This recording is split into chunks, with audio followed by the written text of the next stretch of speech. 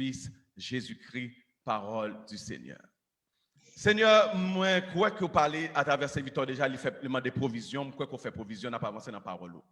Dans le texte qu'on lit là, et si vous entendez le titre livre là, ou bien même et livre ça, qu'est-ce qu'il écrit, ou entendez au tout, 1 Jean, eh c'est parce que c'est un autre livre de Jean lié.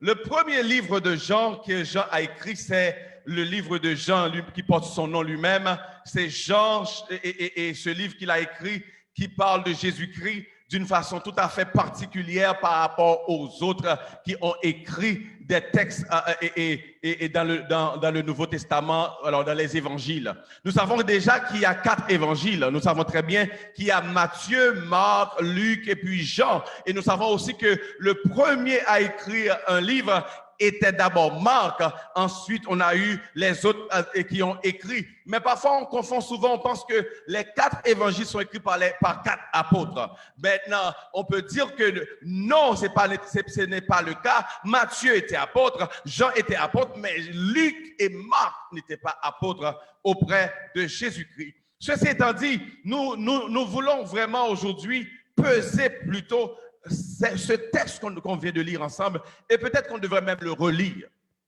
Peut-être qu'on devrait même le relire parce que notre prédication va reposer exactement sur ce texte, même si on va vous faire un contexte, mais d'abord, le texte, c'est ce qui est vraiment la base, c'est ce qui va faire la base de notre prédication. Ça dit encore, je relis pour vous, j'espère que maintenant ça va être mieux avec la technologie. Ce qui était dès le commencement, ce que nous avons entendu, ce que nous avons vu de nos yeux, ce que nous avons contemplé et que nos mains ont touché concernant la parole de vie, car la vie a été manifestée et nous l'avons vue et nous lui rendons témoignage et nous vous annonçons la vie éternelle qui était auprès du Père et qui nous a été manifesté. Ce que nous avons vu et entendu, nous vous l'annonçons à vous aussi, afin que vous aussi, vous soyez en communion avec nous. Or, notre communion est avec le Père et avec son Fils Jésus-Christ. Donc, ce texte de Jean, mes amis, quand on fait vraiment une sorte d'exégèse, on essaie de comprendre, on va voir vraiment, ce texte n'est pas aussi simple à comprendre pour certains, mais aussi facile à comprendre pour d'autres. Parce que si les gens du monde comprenaient seulement cette partie du texte de 1 Jean 1er, ils auraient vraiment fait le choix d'abandonner leur vie à ce Dieu vivant et réel, à ce Dieu véritable. Et justement, mes amis, il y a 4 évangiles, comme je venais de dire tout à l'heure, mais on dit que 3 parmi ces évangiles sont considérés comme synoptiques, même optique, même point, même vision, etc. Maintenant, c'est pourquoi on dit vision optique, c'était toujours une sorte de pléonasme, mais c'est optique même veut dire vision. Donc, les 3 évangiles comme Matthieu, Marc, Luc, on les appelle les synoptiques. Ça veut dire qu'on peut voir que les 3 vont dans presque les mêmes sens. C'est vrai, ils ont chacun leur style, leur façon de présenter Jésus-Christ, mais on voit qu'ils se ressemblent beaucoup. Mais quand on regarde Jean a une sorte de différence. Et la différence est claire, c'est parce que les 3 écrivent surtout aux Juifs, mais Jean, lui, il écrit à nous. Jean écrivait à nous qui étions des nations païennes, des peuples païens qui vivaient sur la terre, qui ne connaissaient pas encore Jésus. Il écrivait à nous autres pour nous parler de ce Dieu. Et depuis son premier livre, qui souvent on confond Genèse 1er et Jean 1er. Genèse 1er dit quoi? On va dire au commencement, c'était quoi? Est-ce qu'on va dire Dieu créa? Non, c'est au commencement Dieu créa, c'est Genèse 1er, mais Jean va dire lui-même, au commencement était la parole. Au commencement était la parole. Donc, avant toute chose, Avant toute chose, il y avait quoi? Il y avait le réma, le logos, la parole. Avant toute chose, il y avait la parole. Avant toute chose, il n'y avait pas la terre. Avant toute chose, il n'y avait pas la mer. Avant toute chose, il n'y avait pas les hommes. Avant toute chose, il n'y avait pas Lucifer. Avant toute chose, était la parole. Donc, d'où vient sa parole? C'est comme les philosophes. Est-ce que c'est la poule qui est née avant ou l'œuf? Ou est-ce que c'est l'œuf ou c'est la poule? Comment? Ce mode de questionnement peut nous référer directement quand on réfère de manière philosophique de même façon au commencement. De cette même façon, on peut se référer au commencement pour dire comment Dieu, il a existé au commencement et c'est Dieu qui a créé Dieu ou est-ce que c'est la parole qui a créé Dieu?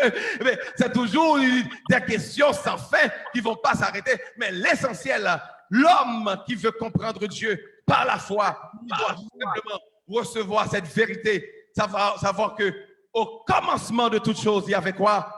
La parole. Disons, vive la parole de Dieu. Vive la parole de Dieu. Donc, au commencement de ce que tu planifies, mon frère, cherche la parole de Dieu. Au commencement de tes projets, cherche la parole de Dieu. Au commencement de ce que tu veux réaliser, cherche la parole de Dieu. Au commencement de ta maladie, cherche la parole de Dieu. Quand le médecin va te dire, oh, je vois ceci, les tests révèlent cela, cherche la parole de Dieu. Disons alléluia. Alléluia. Au commencement de toutes choses est la parole. Et quand on voit Jean par rapport aux autres évangiles, on va voir que Jean, les autres évangiles, souvent, Marc, Matthieu et Luc, ils essaient de prendre des textes de l'Ancien Testament pour asseoir leur point de vue, pour dire aux gens, voici comment, pourquoi telle chose et telle chose. Voici pourquoi on dit fils de David. Voici ce que les prophètes ont dit. Mais c'est pourquoi on va voir que en Matthieu, selon ta version, on va voir que en Matthieu, quand on les références à l'Ancien Testament, en Matthieu, on va voir près de 124 références des choses que Matthieu dit alors qu'il se réfère à ce que l'Ancien Testament a dit. Voici, et comme les prophètes avaient dit, etc., etc. Des termes comme ça, on va les voir 124 fois en Matthieu. Et en Marc, on va les voir 70 fois en Marc. Parce que eux autres cherchent à convaincre les Juifs, à convaincre ceux de la nation juive en Palestine qu'ils devaient savoir que Jésus-Christ était le Messie. Et en Luc, il y avait près de 109 fois que Luc s'est référé de l'Ancien Testament pour dire quelque chose, pour que les Juifs arrivent à comprendre que ce Jésus que vous voyez, c'est exactement le Messie promis. C'est exactement le sauveur qui a été promis à Israël. Le sauveur, c'est vrai qu'il n'est pas venu de la façon comme on espérait. D'ailleurs, même les Juifs ne pensaient même pas que le Messie serait Dieu lui-même. Ils ne savaient pas ça. Mais Jean s'est référé seulement à peu près 27 fois. Et même ces références, on dit, il ne va même pas dire des textes. Il va dire, selon ce qui est dit par les prophètes, mais il ne va pas dire comme Moïs éleva le serpent. Non, il ne va pas dire ces trucs comme ça parce que Jean ne parle pas aux Juifs. Jean parle à nous. Et Jean veut nous donner une idée claire de où on est en Christ. Et puisqu'on est païen, Jean suppose qu'on n'a pas eu la Torah. Car la Torah, c'est le livre des judaïques, comme ils ont la Torah avec les autres écrits. Alors, la Torah, comme je vous dis souvent, ça doit être maintenant dans votre tête, c'est sûr.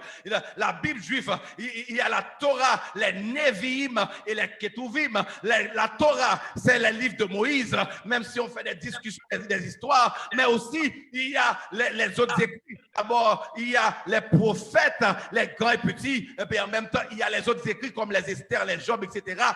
C'est les autres écrits comme les écrits de sagesse, etc. Donc maintenant, quand on regarde vraiment la Bible, je sais très bien qu'en tant que nation païenne, beaucoup de nous n'auront pas ce privilège parce que l'imprimerie n'était pas à ce niveau où maintenant on n'a même pas besoin de l'imprimerie car l'Internet nous donne tout. Avec mon téléphone, je peux vous lire n'importe quoi.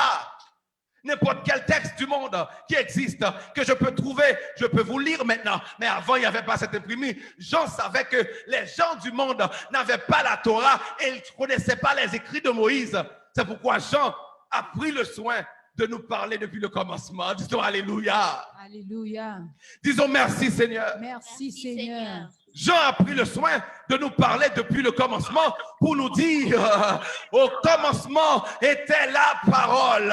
Parce que dans la Torah, Jean a appris lui-même qu'au commencement, Dieu créa les cieux et la terre et que la terre était informe et vide et qu'il y avait les ténèbres sur la surface de la Bible, mais que l'Esprit de Dieu se mouvait au-dessus des eaux. Jean savait que, païens que nous étions, nous ne pouvons pas savoir ces choses à son époque, car les écrits étaient rares. Les scribes écrivaient, reportaient la parole, mais la parole était restée toujours en Palestine. Certains ont pu laisser pour aller en Asie, etc. Mais les écrits étaient rares. C'est pourquoi, avec l'évolution, c'est même la Bible qui a poussé à l'invention de l'imprimerie. Cette nécessité que l'homme avait de connaître Jésus, que l'homme avait de faire connaître Jésus, et puis a poussé les hommes à inventer l'imprimerie. Mais ce pour dire que Jean savait, c'est pourquoi il a pris soin, contrairement à Matthieu. Qu'est-ce que Matthieu lui va faire? Matthieu, lui, va essayer de voir comment il peut raconter pour montrer que Jésus, lui, vient de la prospérité de David, etc. Mais peut-être Marc ne va pas procéder parce que Marc va simplement rapporter ce qu'il a appris des gens sur Jésus. Mais Luc aussi a pris soin, étant que médecin, il a pris soin parce que, étant que médecin formé, il sait qu'une recherche est acceptable, prend au moins vraiment qu'on puisse aller investiguer, chercher à connaître les choses. Et bien, Luc a pris soin d'aller chercher les choses. Luc a pris soin de faire des recherches pour vous chercher des choses. Mais maintenant, Jean, lui, ne s'est pas préoccupé de ces choses parce qu'il ne parlait pas aux Juifs. Savez-vous qu'il a dit, voici la postérité de Jésus, et fils d'Abraham, et fils d'Isaïe, etc., etc. Mais Jean lui-même ne va pas se préoccuper de ces choses. Il va nous parler du commencement. Et le commencement, il y avait la parole de Dieu. Parce que quand Dieu dit que la lumière soit et que la lumière fut, ça a été l'action de la parole qui a rendu la lumière à l'existence. Qui a amené la lumière plutôt à l'existence. Donc, cette parole qui était avec Dieu, cette parole, Jean nous dit dans son premier livre, et Jean en particulier, dans son premier livre, que cette parole était avec Dieu, mais aussi que cette même parole était elle aussi Dieu. C'était elle aussi Dieu. Donc, quand on parle, pourquoi on dit Jésus-Christ est Dieu, mais pourquoi on peut, Dieu lui a-t-il un enfant? Dieu lui, c'est des choses que Dieu a fait en sorte que nous, hommes qu'on est, limités par compréhension, Dieu met les choses d'une façon à nous pour comprendre son processus. Il a fait en sorte que Jésus a pris forme et pour dire qu'il est né, etc. Mais Jésus a toujours existé et Jésus était la parole de Dieu. Amen, amen.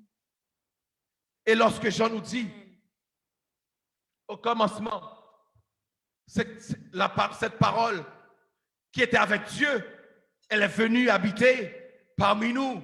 Et cette parole était quoi? Pleine de grâce. Pleine de grâce. Lorsque les gens se servent d'une parole de Dieu pour me condamner, la parole vient me dire que celui qui n'a pas péché, donc lui était plein de grâce. C'est pourquoi celui qui est un homme de Dieu doit chercher cette grâce en lui, d'être plein de grâce envers les gens. Celui qui est homme de Dieu ne peut pas rester sur son fauteuil à dire, bon, moi, je pense qu'il faut faire ceci. Ces hommes-là, ces femmes-là, non, ils sont. Il faut chercher la grâce en toi. Cette parole de Dieu, la Bible nous dit qu'elle est venue habiter, était pleine de grâce. Où est ta grâce, mon ami? Où est la grâce que tu as en toi pour les autres? Pourquoi restes-tu là à condamner tes frères, à condamner tes enfants, à condamner les gens qui sont avec toi? Malgré ce qu'avait fait la femme adultère, cette parole que Jean a dit qui était pleine de grâce, malgré les paroles qu'ils ont données pour condamner cette misérable femme viennent directement de la loi, et cette loi a été donnée par Dieu lui-même. Mais ok, quand tu prends une parole de Dieu, mais il y a devant toi la parole qui dit.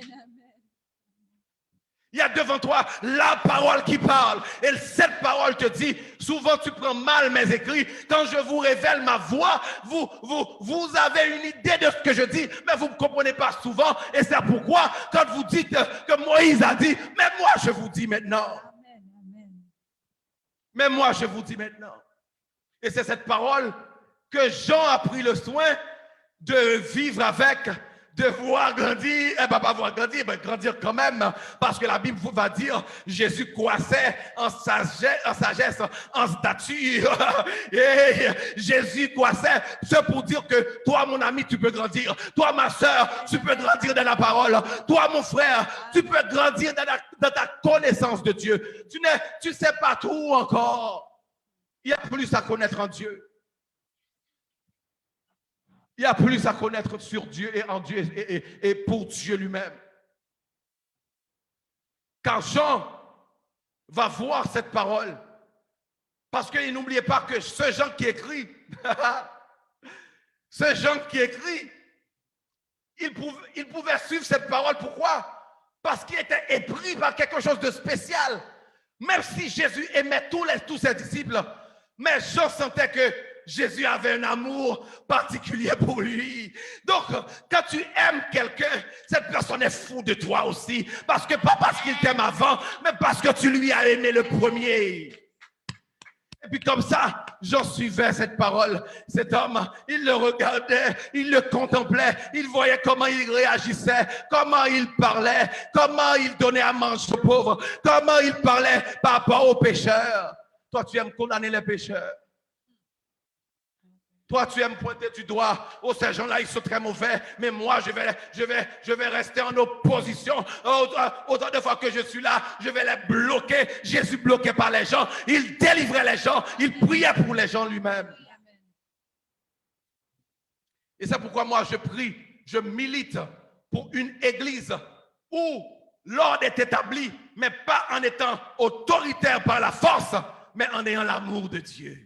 En montrant aux gens comment aimer Jésus, comment aimer l'Esprit de Dieu qui habite en lui et en eux. Et comme ça, les gens vont avoir cette soif de connaître ce Dieu, de faire des expériences avec ce Dieu et même de respecter ce Dieu. Et comme ça, toutes les divisions, les disputes, les problèmes vont finir à l'église. Parce que quand tu penses qu'en étant autoritaire et chef, tu prends la défense de Dieu, Dieu te voit que tu es en train de donner à l'ennemi une occasion de semer la division, une occasion de disperser les troupeaux que Jésus-Christ lui-même a rassemblés.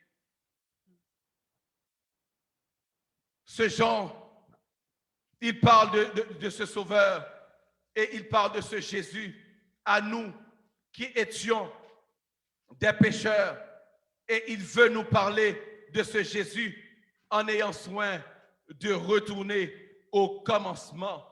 Car Jean veut que nous puissions savoir que le Logos de Dieu, le Verbe de Dieu, celui que Dieu utilise pour accomplir son œuvre, pour accomplir sa volonté, pour faire connaître sa voix à ses enfants.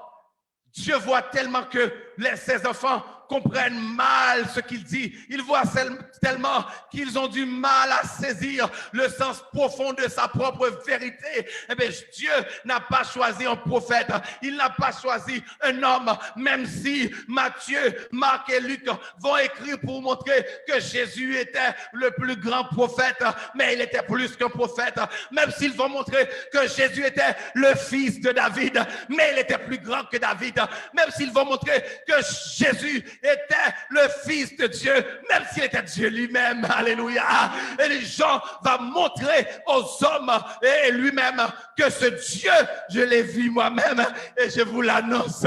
Ce qui était dans le commencement, ce que mes yeux ont vu, ce que ma bouche a contemplé, la parole de la vérité. Car au nom de Jésus, oh, nous avons vu, entendu ce que nous annonçons à vous aussi, afin que vous soyez en communion avec moi, comme je suis en communion avec lui. Car comme il est, tel je suis dans ce monde, je suis libéré du péché. Je n'ai pas la chair en moi, je marche de la vérité. Le péché n'a plus d'emprise sur moi.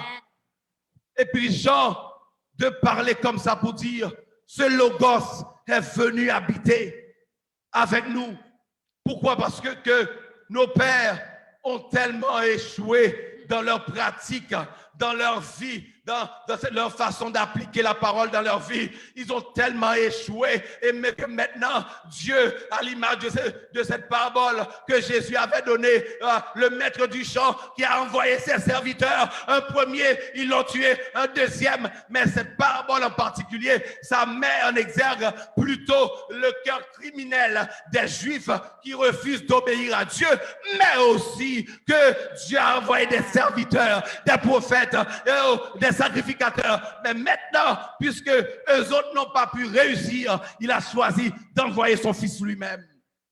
Le fils du maître est venu lui-même. Et le fils du maître, c'est le maître lui-même.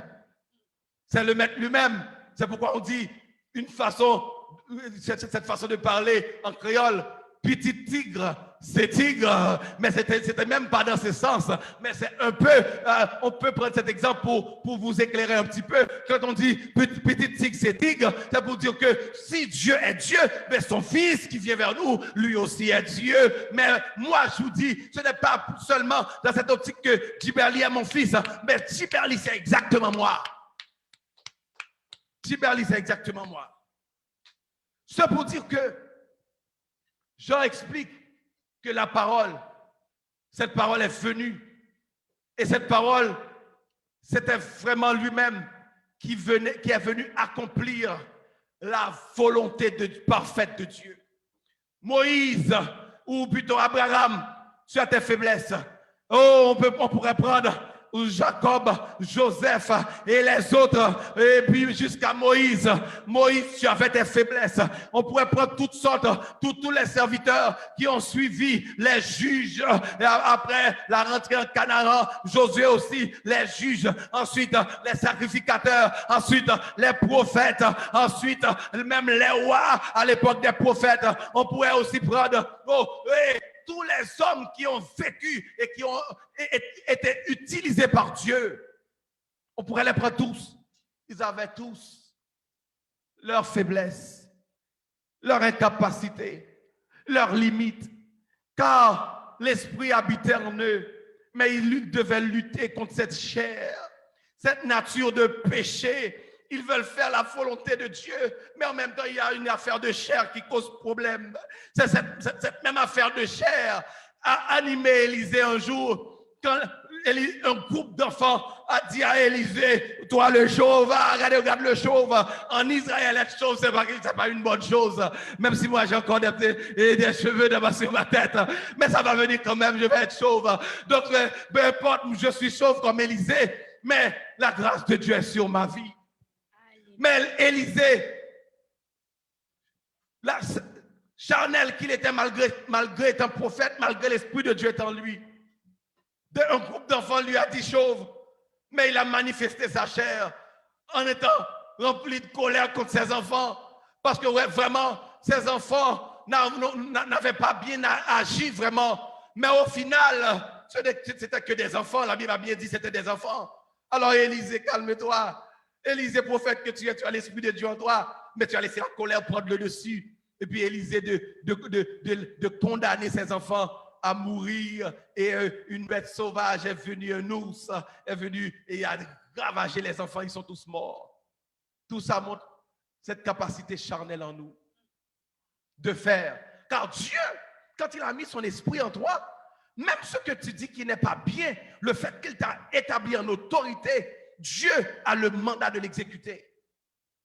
Parce qu'il t'a donné déjà le mandat. La Bible même va nous dire qu'en Romains, il va dire que Dieu ne se répand pas de ses dons et de son appel. C'est pourquoi, quand un homme de Dieu a l'onction sur sa vie, il doit toujours penser à ce que la parole dit. Parce que si tu penses à agir par toi-même, peut-être que ce que tu vas faire va se réaliser. Souvent, on pense que si la personne tourne le dos vers Dieu, peut-être qu'il n'a pas de puissance, c'est fini pour lui. Eh bien, mon ami, c'est une mauvaise façon de penser. Autrement, Lucifer n'aurait pas de puissance.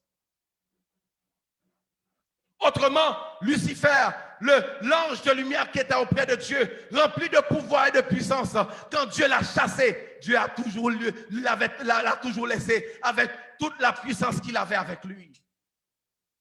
Donc, c'est pour dire que un homme de Dieu puissant qu'il est, s'il se détourne de la foi de Dieu, il peut se détourner, même en se détournant, en gardant la puissance de Dieu avec lui. On doit veiller comment on vit.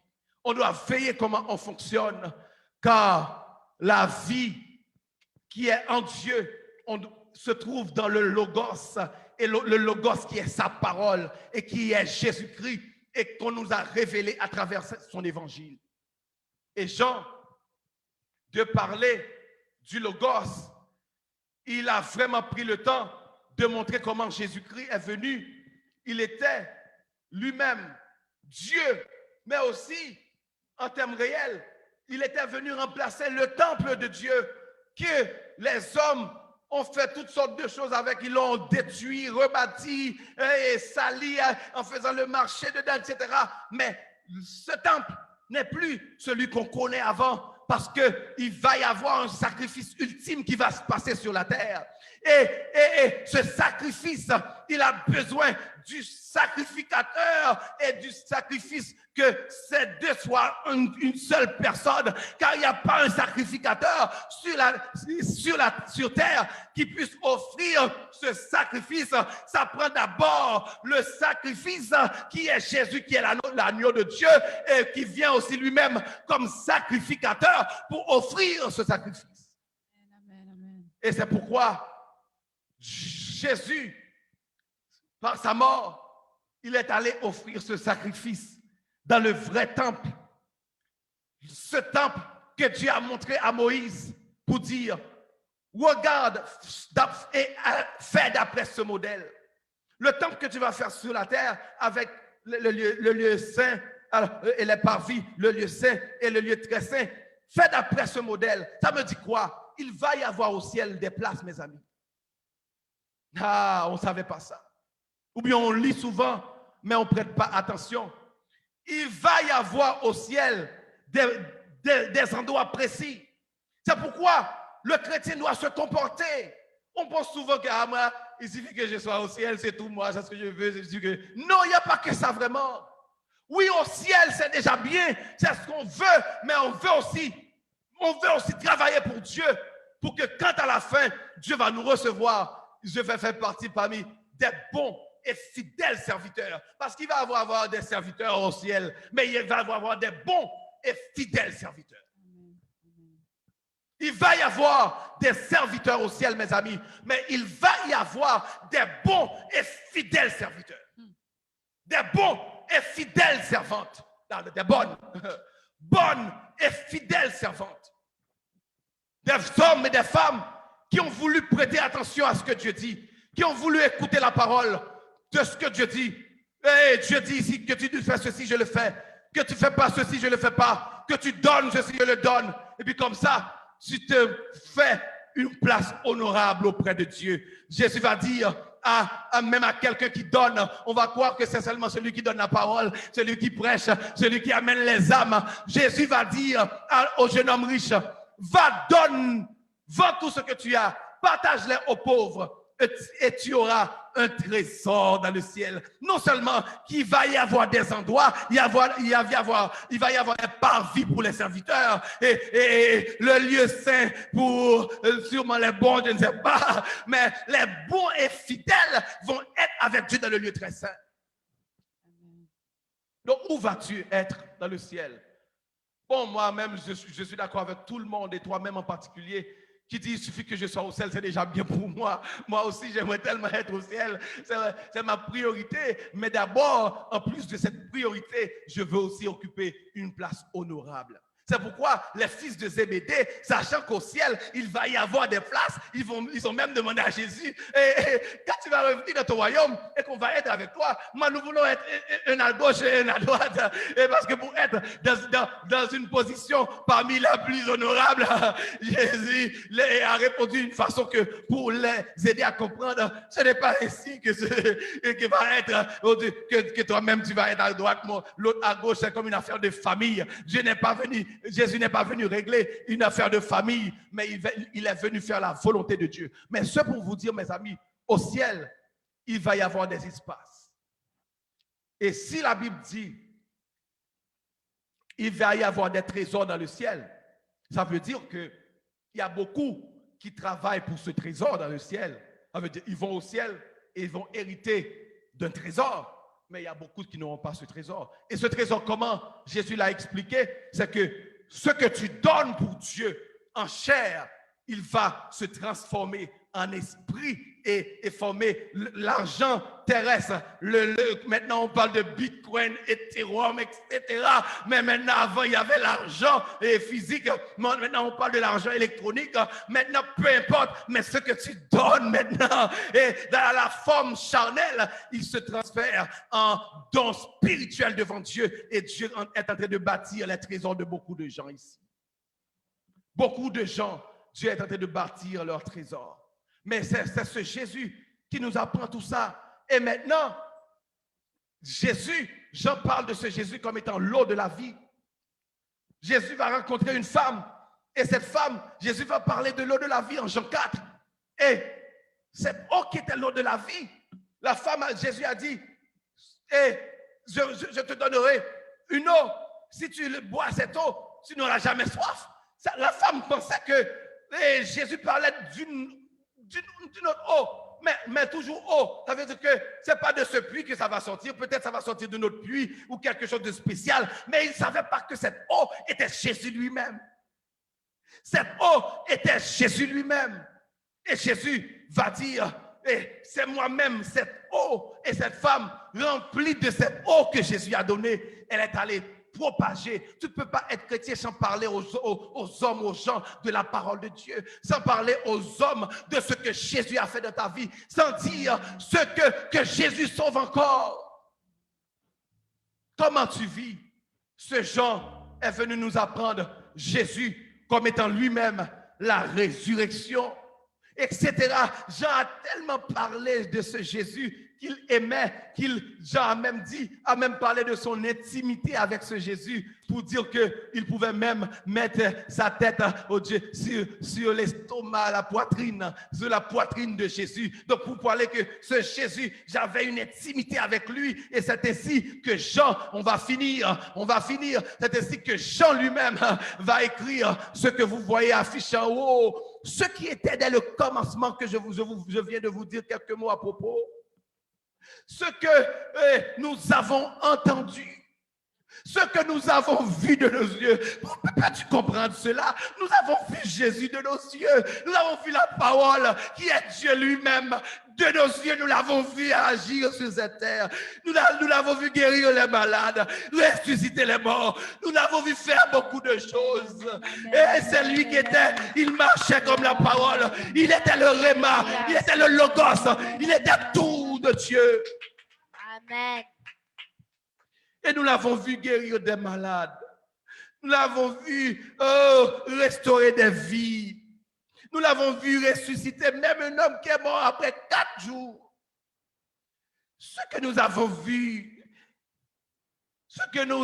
de nos yeux, nous l'avons vu. Il était là sur terre. Imaginez mon frère, ma soeur, que tu étais avec Jésus sur la terre à cette époque.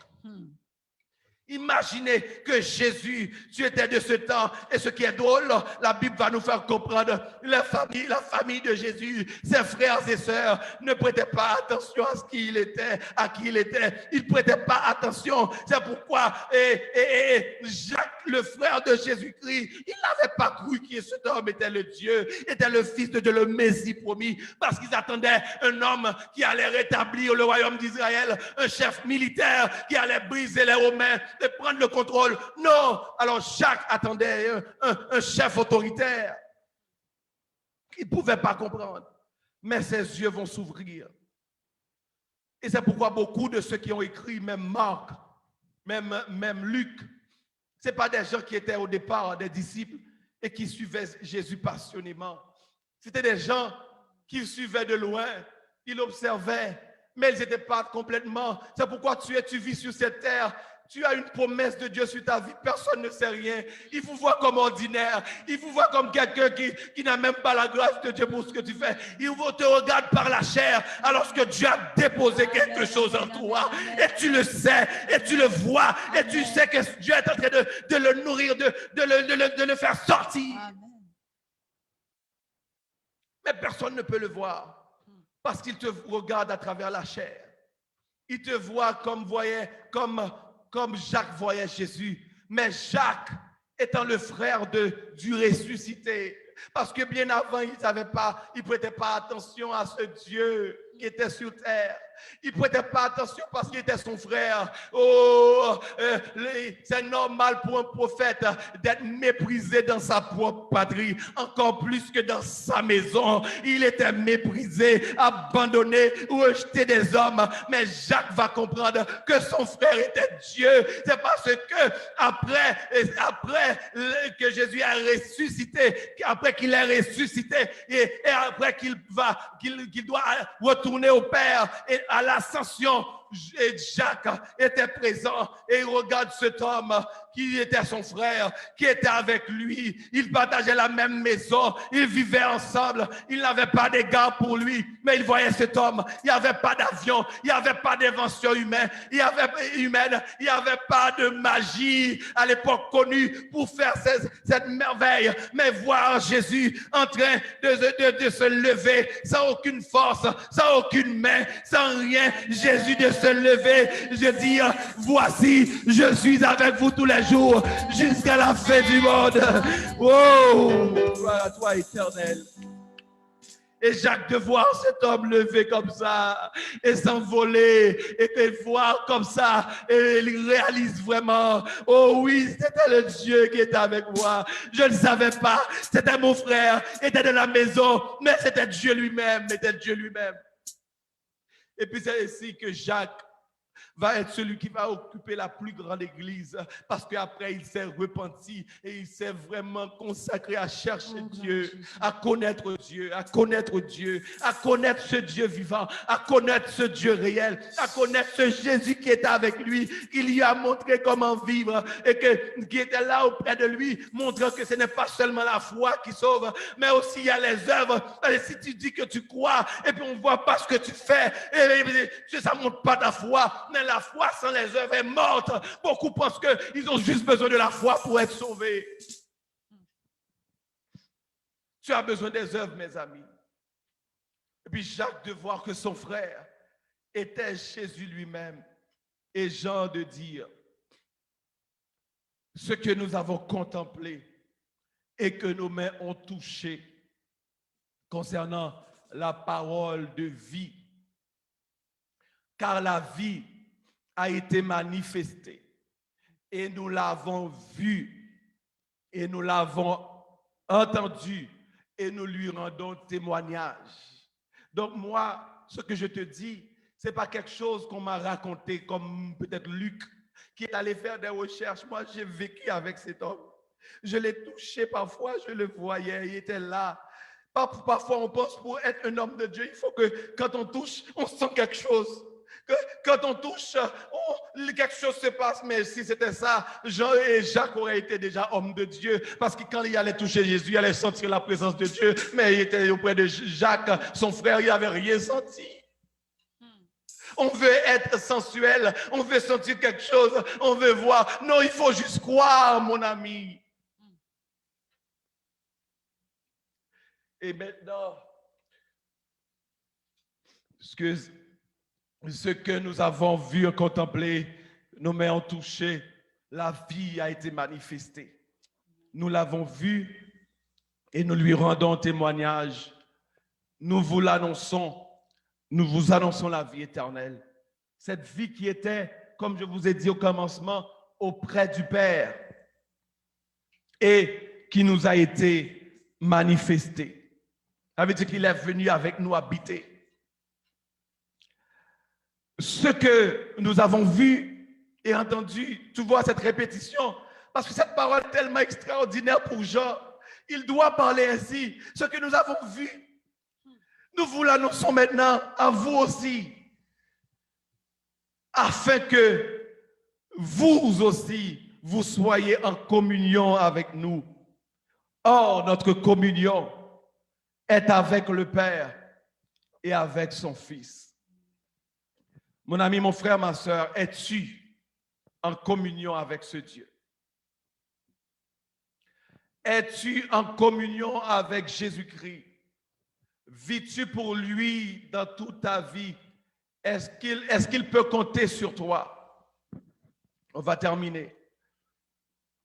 Est-ce que tu sens vraiment cette communion dans ton action, dans ta façon de vivre, ta façon d'être? Est-ce que tu le sens vraiment? Est-ce que tu le vois? Quand on regarde ta vie, tu ressembles vraiment à Jésus-Christ dans ta façon de penser, ta façon de réagir, ta façon de te comporter. C'est pourquoi le chrétien, il doit mener absolument une vie de prière, car cette vie de prière ne vise pas autre chose qu'à ressembler à Jésus. Cette colère qui ne peut pas être domptée, eh bien dans la prière, on prie. Pas pour que Dieu, par la prière, nous change radicalement, car la prière attend, Dieu lui-même attend que toi tu changes. Mais la prière te donne la force de changer. Amen.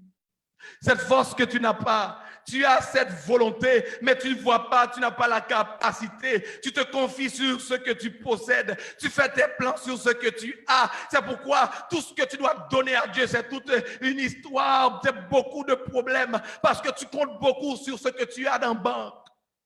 Alors que tu as celui qui remplit tout en tous. Tu as celui qui vaut plus que l'univers entier.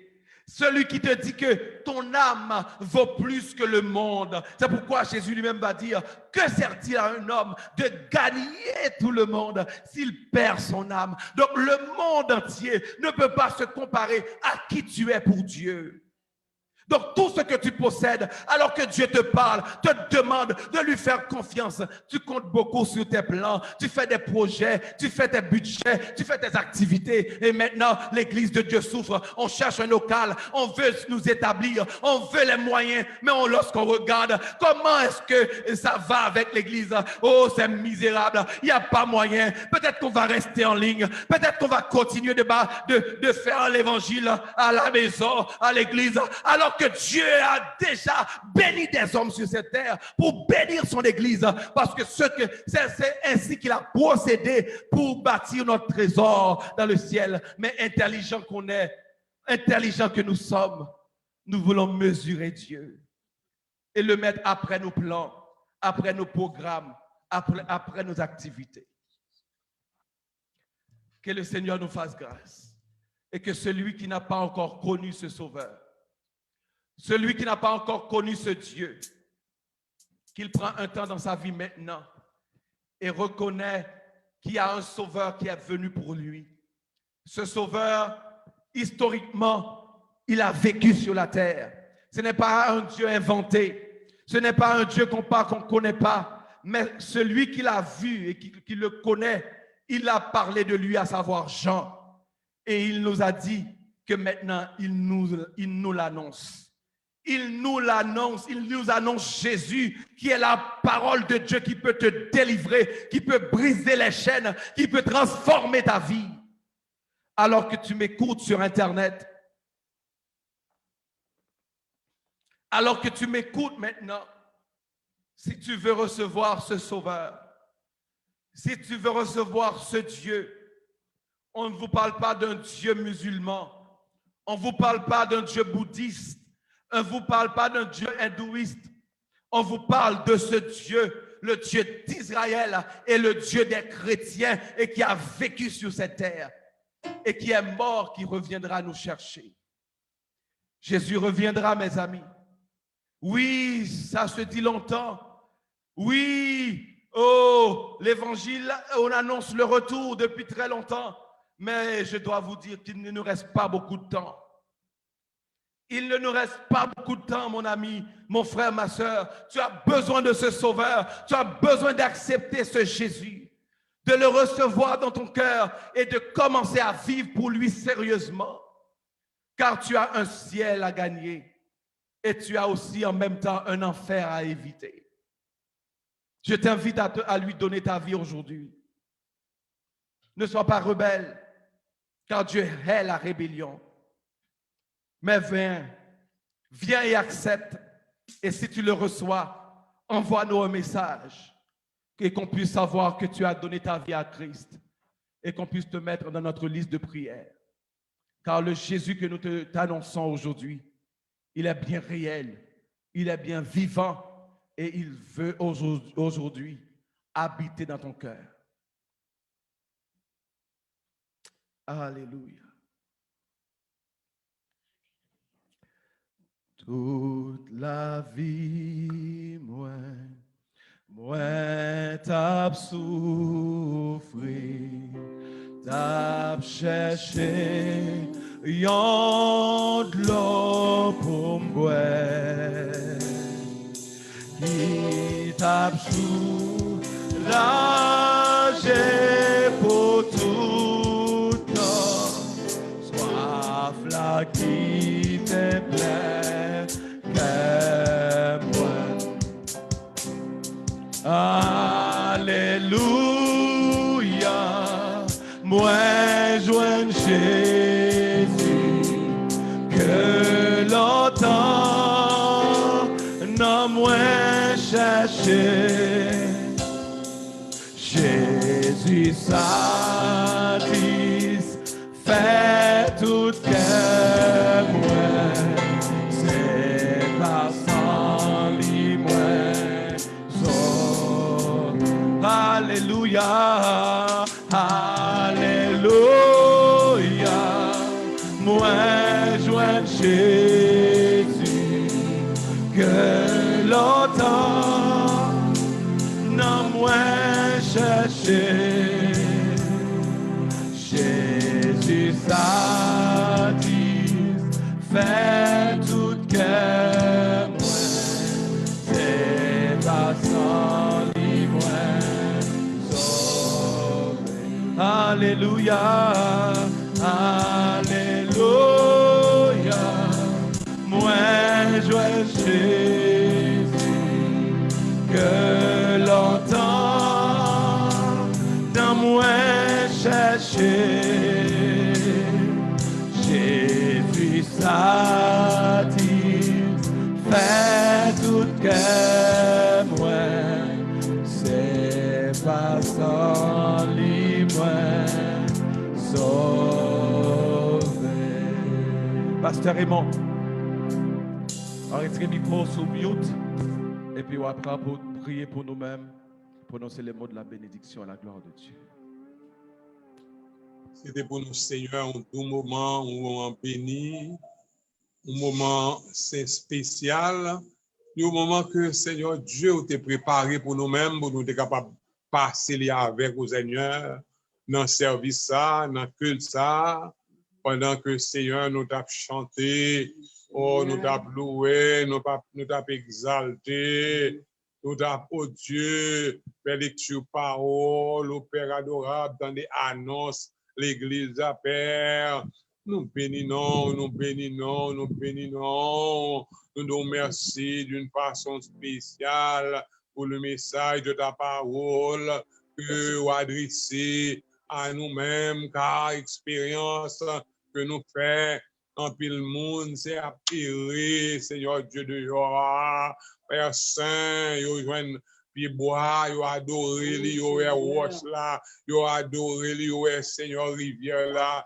yo adoré li, Dieu vivant, mais nous fait appel à nous-mêmes pour changer, Seigneur Dieu formule ça pour nous-mêmes, pour changer comportement ça, pour faire nous connaître au même qui vrai Dieu ou pas un faux Dieu, ou son Dieu vivant, Père Saint vivant dans la vie, nous, depuis nous faire connaissance avec au Seigneur Dieu, nous bien, éternel notre roi, étant que Dieu nous prend soin, nous, Seigneur Dieu, vous fait tout au Dieu préparatif pour nous-mêmes, qui permettent jusqu'ici, nous capables de dire, Seigneur Dieu, Ebenezer, pour toujours secourir nous, notre Dieu.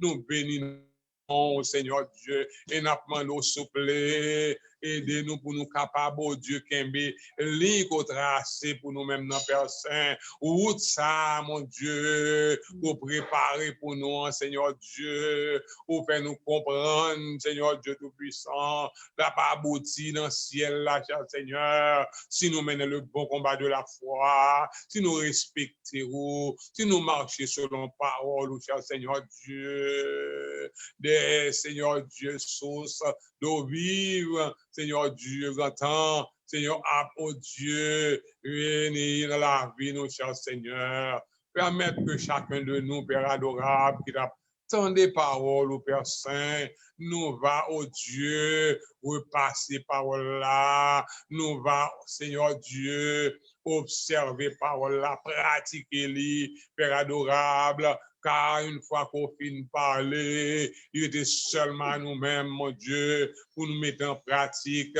ça qu'on a adressé à nous-mêmes, puisque, Seigneur Dieu, étant que chrétiens, nous avons façon pour nous marcher, pour nous parler, façon pour nous agir, Seigneur Dieu, pour nous capables des modèles, si là, nous capable d'observer nous, capable de présence dans la vie, nous, cher Seigneur.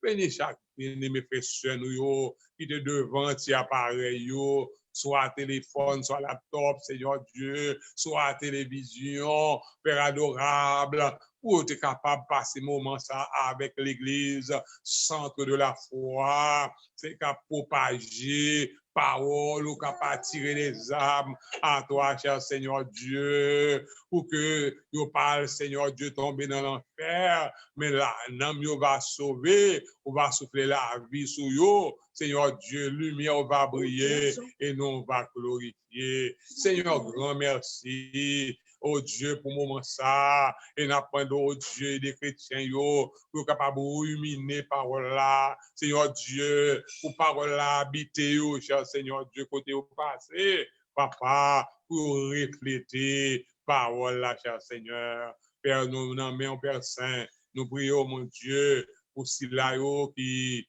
Père d'amour, des problèmes, des spirituels, problèmes physiques, Seigneur Dieu, ça qui est malade, mon Dieu, qui a besoin d'aide, qui a besoin de secours, qui a besoin de toucher dans mes mains, Seigneur Dieu, on va intervenir, Père Saint, en faveur chrétien, yo, Père, yo, connaisse au bon Dieu, yo, au pouvoir, tout besoin au Père Saint.